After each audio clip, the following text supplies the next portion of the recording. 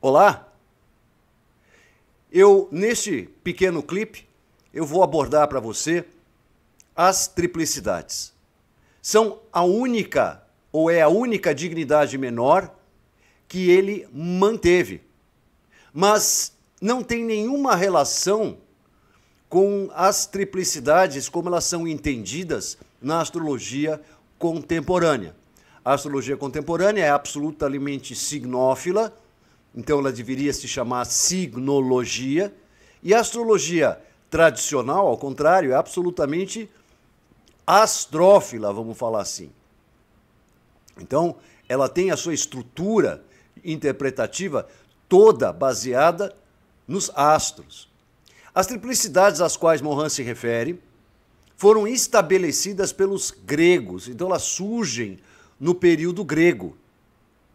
E elas são obtidas em função, em primeiro lugar, das dignidades essenciais maiores, ou seja, domicílio e exaltação em seus opostos, que são dignidades astronômicas baseadas nas estações do ano e nas esferas de Ptolomeu, que respeitam as distâncias dos astros em relação à Terra, e desta combinação dos pesos desses astros, como diria Mohan, ponderar, avaliar e julgar, estabeleceu-se para cada elemento um conjunto de 3 astros que participam da interpretação daquele signo. Eles são empregados para as casas, que é o que eu vou demonstrar aqui na sequência. Porém, os gregos, a gente precisa lembrar que utilizavam um outro método de obter as casas. Então, eu vou apresentar para você como é que é feito esse arranjo. Então, para início de conversa, você que está já olhando esse mapa aí, deve estar pensando, o que esse cara está apresentando esse mapa com meio do céu torto? É que para eu fazer você entender o que acontece, eu preciso fazer essa representação que é denominada proporcional, onde os signos têm todos o mesmo tamanho e as casas são deformadas. Não é a definição, não é aquilo que você veria se você estivesse olhando lá fora. Mas vamos começar com ele. Neste caso, no mapa da Margaret Thatcher, nós vamos encontrar o Sol acima do horizonte. Ele está na 12ª casa, ou seja, trata-se de um mapa diurno. E nós vamos observar que alguns signos aparecem 2 vezes, tem 2 cúspides. Isso ocorre com o par de signos Virgem e Peixes. Tudo bem? Início de conversa é exatamente esse. Vamos em frente para a gente entender essas triplicidades? Os gregos utilizam um sistema chamado signos inteiros. Nos signos inteiros, o ascendente, efetivamente falando, não corresponde ao início da casa 1. Ele é apenas um ponto sensível que eu não retratei aqui.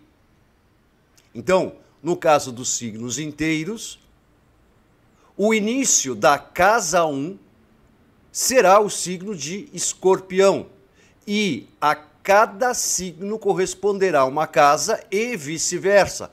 A cada casa corresponderá um signo. Note que com isso, Saturno, que estava no final da 12ª casa, veio para a primeira. É lógico que a interpretação se altera profundamente. E esse mapa não representa o céu como ele é visto por ocasião do nascimento.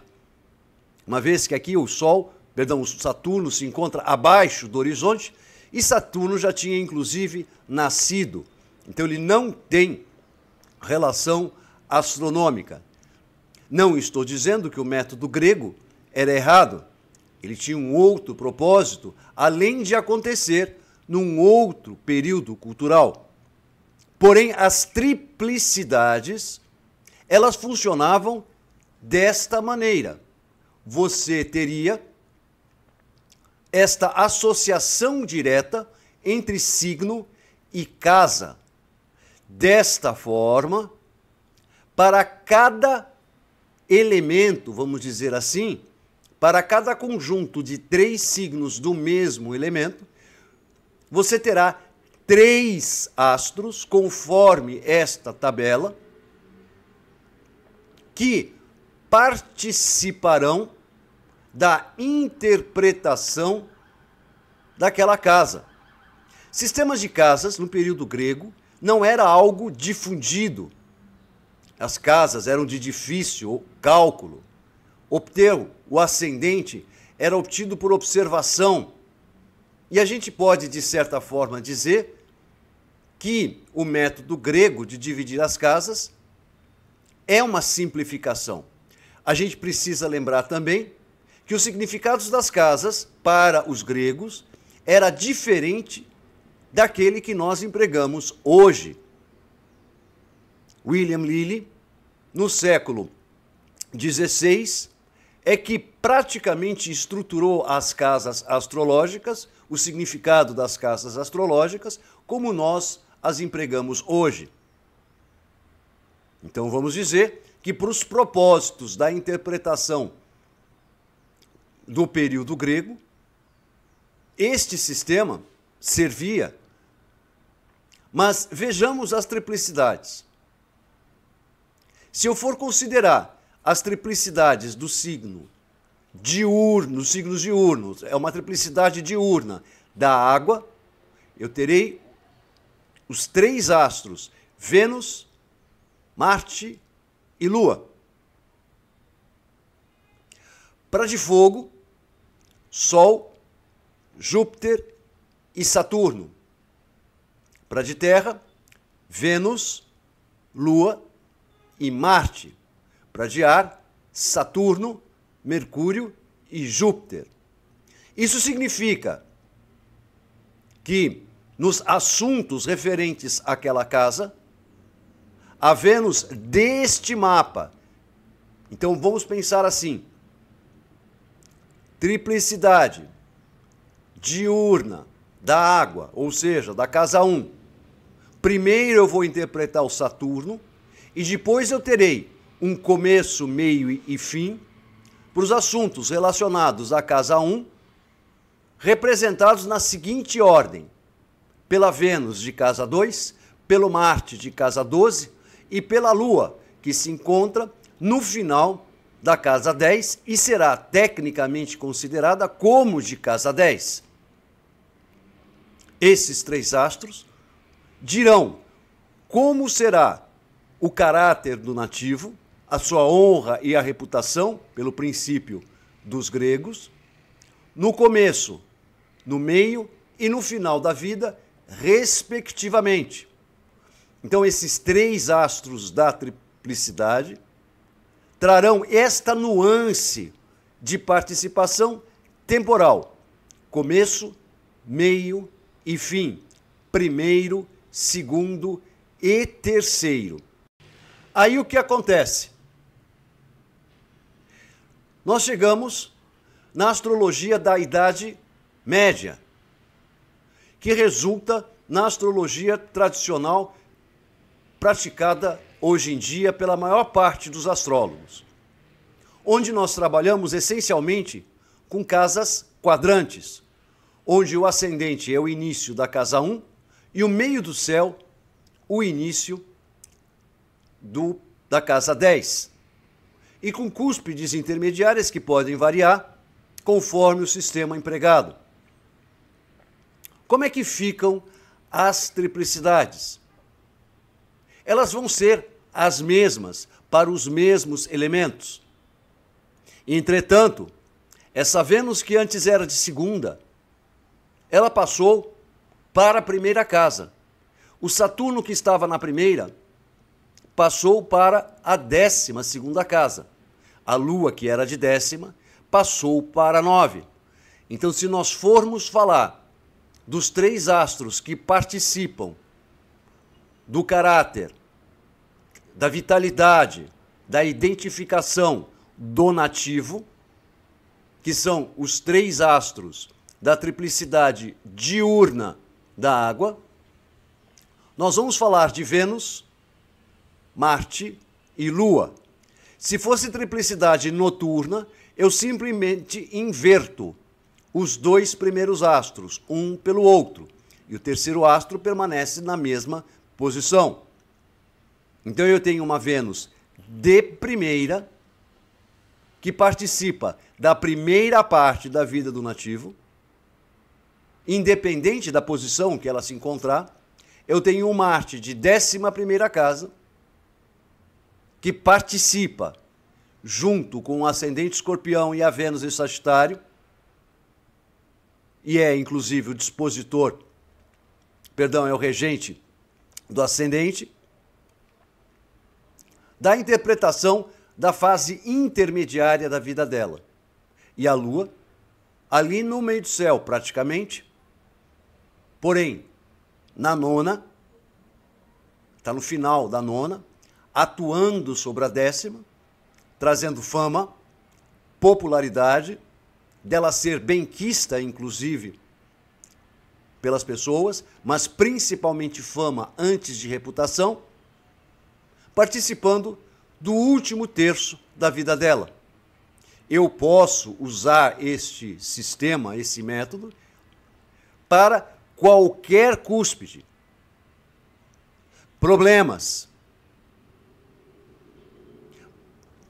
Os signos, a triplicidade, Vênus, Lua, Marte, por exemplo, ela vai se manifestar como sequência, como participativa, os mesmos 3 astros, atuando nas casas 7, 10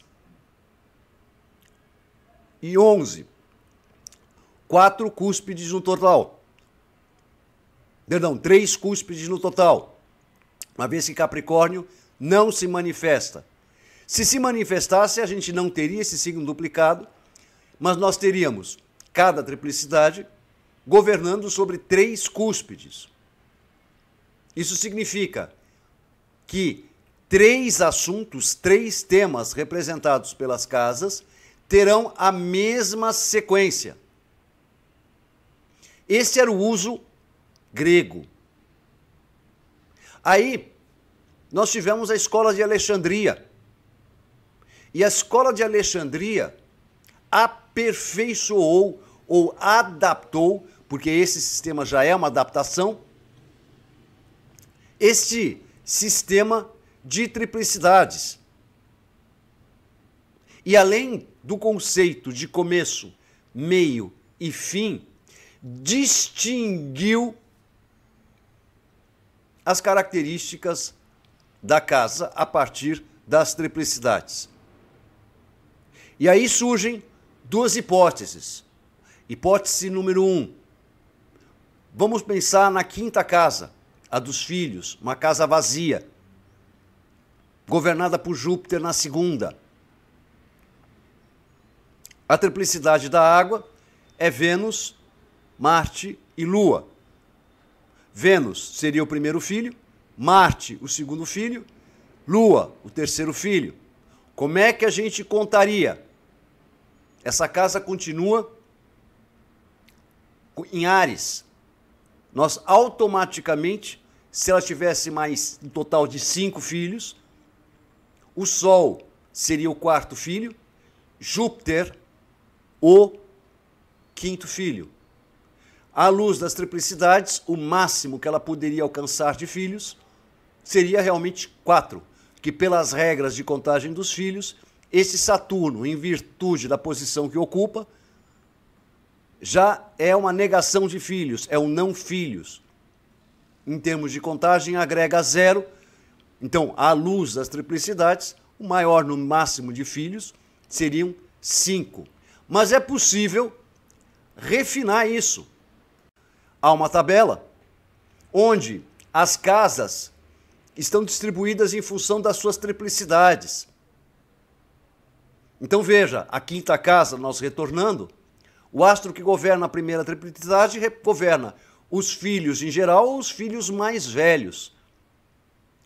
O astro da segunda triplicidade governa os filhos do meio, mas também os prazeres, o amor e o romance. Os astros da terceira triplicidade governam os filhos mais novos, mas também fala de um assunto novo: mensagens, embaixadores e presentes. Veja a sexta, por exemplo. Apenas o astro da primeira triplicidade está associado a enfermidades. O astro da segunda triplicidade a funcionários, empregados. E os animais de pequeno porte estão na terceira triplicidade. Visto dessa forma, o que você tem é que os assuntos, se você observar com calma essa tabela, os assuntos representados estão distribuídos por 36 subcasas, vamos dizer assim. O que os árabes fizeram? As casas, pelo sistema de casas quadrantes, não tem sempre o mesmo tamanho, quando se faz pelo sistema proporcional. Então pode-se dividir os terços das casas, né? Uma casa, se ela ocupa 27 graus, cada terço terá 9 graus. Se a casa ocupa 36 graus, cada terço terá 12. E a gente atribuir, conforme a posição dos astros que ocuparem fisicamente, essa ideia de 3 terços. Ou fazer a relação, se a gente for mais purista, diretamente aos astros que ocupam esta dignidade menor chamada triplicidade. Só para concluir, algo importante para estar destacando é que as triplicidades não têm relação com os decanatos, ou faces, como a gente conhece na astrologia tradicional. Os decanatos ou faces são divisão do zodíaco. Tem atribuições diferentes, mas são divisões do zodíaco. As triplicidades, ao contrário, representam astros que participam do significado daquele signo e se manifestam naquela casa. Com esta ideia de que as triplicidades se manifestam na casa, é que estes significados foram construídos e é a maneira por meio da qual elas devem ser interpretadas. Então, contagem de filhos, contagem de casamentos ou minúcias interpretativas. Veja que mesmo a oitava casa, a segunda triplicidade fala de coisas antigas. E nós vamos encontrar as heranças apenas da terceira triplicidade. A gente consegue, dessa forma, um nível de detalhamento interpretativo bastante grande. Doroteus e Manilhos fizeram extenso uso das triplicidades em suas interpretações. Muito mais do que especificamente o uso de aspectos ou outras dignidades. As interpretações podem ser encontradas na internet e são belíssimas, primorosas. É de se cair o queixo. Interpretações feitas numa época que não tinha nem computador, muito menos Face e Insta, para a gente ler a quantidade de bobagens que hoje são escritas.